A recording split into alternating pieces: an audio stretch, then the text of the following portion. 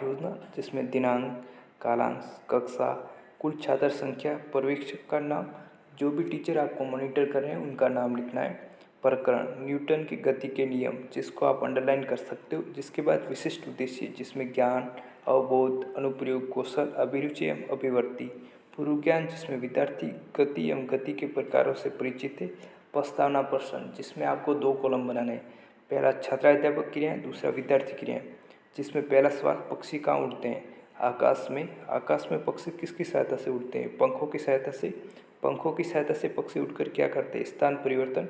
स्थान परिवर्तन से आप क्या कहते हैं? गति। न्यूटन के तीनों गति के नियम के बारे में बताइए समस्यात्मक। इसके बाद हम उद्देश्य कथन करेंगे, जिसमें आज हम न्यूटन की गति के तीनों नियम के बारे में अध्ययन करेंगे। इसके बाद प्रस्तुतिकरण, जिसमें आपको शॉर्ट फॉर्म में एक पाठ्य योजना बनानी होती है, कोई एक शिक्षण बिंदु लेकर, जिसमें पहला शिक्षण बिंदु कॉलम होगा, दूसरा छात्र अध्यापक या छात्राध्यापक अध्यापिका क्रियाओं की, और छात्र या छात्रा क्रियाएं। इसमें 3 इस प्रकार के कॉलम बनाने होंगे। पहला शिक्षण बिंदु न्यूटन का द्वितीय नियम, जिसके विकासात्मक प्रश्न, वेग में परिवर्तन की दर को क्या कहलाती है? त्वरण।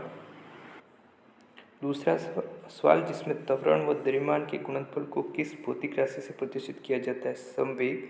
संवेग से संबंधित न्यूटन के द्वितीय नियम के बारे में बताइए। निरुत्तर।